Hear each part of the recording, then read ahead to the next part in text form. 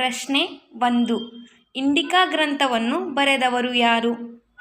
Option A ಪಾಯಿಯಾನ, option B Megasthenes, option C Kautilya, option D ಕಲ್ಹಣ.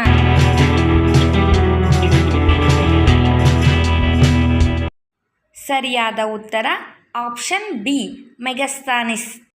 ಪ್ರಶ್ನೆ 2. ತುಕ್ಕು ಹಿಡಿಯುವುದರಿಂದ ಕಬ್ಬಿಣದ ತೂಕ ಏನಾಗುತ್ತದೆ?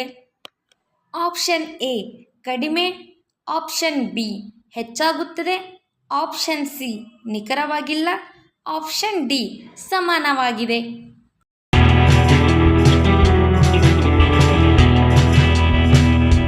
ಸರಿಯಾದ ಉತ್ತರ ಆಪ್ಷನ್ ಬಿ ಹೆಚ್ಚಾಗುತ್ತದೆ.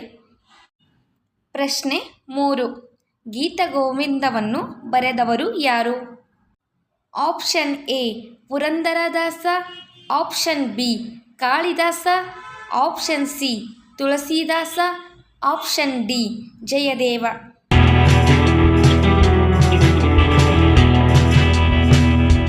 ಸರಿಯಾದ ಉತ್ತರ ಆಪ್ಷನ್ ಡಿ ಜಯದೇವ. ಪ್ರಶ್ನೆ 4.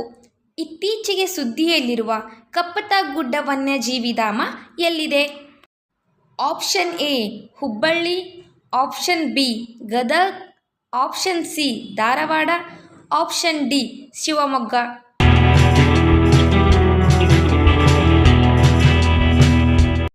ಸರಿಯಾದ ಉತ್ತರ ಆಪ್ಷನ್ ಬಿ ಗದಗ್. ಪ್ರಶ್ನೆ 5. ಭಾಷೆಗಳ ಸಂಗ್ರಹಾಲಯ ಎಂದು ವಿಶ್ವದ ಯಾವ ರಾಷ್ಟ್ರಕ್ಕೆ ಕರೆಯುತ್ತಾರೆ? Option A Russia, option B China, option C Bharat, option D England.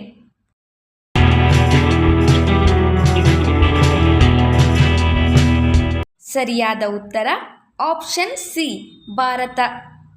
ಪ್ರಶ್ನೆ 6. ಕೃಷ್ಣಾ ನದಿಯ ಉಪನದಿ ಯಾವುದು?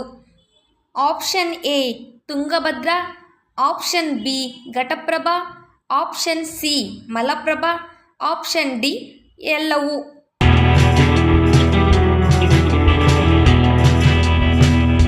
ಸರಿಯಾದ ಉತ್ತರ ಆಪ್ಷನ್ ಡಿ ಎಲ್ಲವೂ.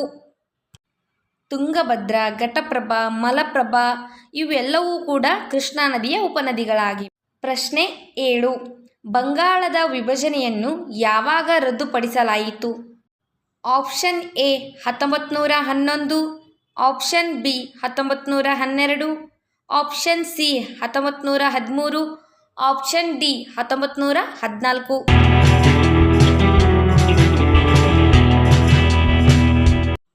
ಸರಿಯಾದ ಉತ್ತರ ಆಪ್ಷನ್ ಎ 1911.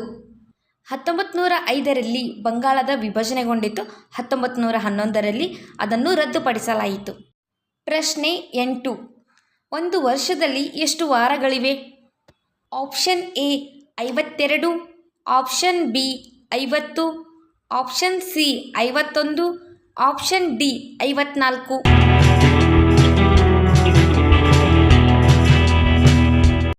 ಸರಿಯಾದ ಉತ್ತರ ಆಪ್ಷನ್ ಎ 52.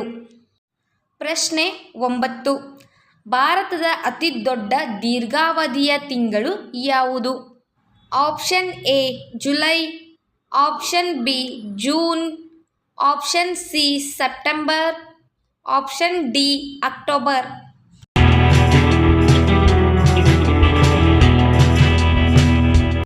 ಸರಿಯಾದ ಉತ್ತರ ಆಪ್ಷನ್ ಎ ಜುಲೈ. ಪ್ರಶ್ನೆ 10. ಭಾರತದ ರಾಷ್ಟ್ರ ಲಾಂಛನದಲ್ಲಿ ಎಷ್ಟು ಸಿಂಹಗಳಿವೆ? Option A 1, option B 4, option C 8, option D 3.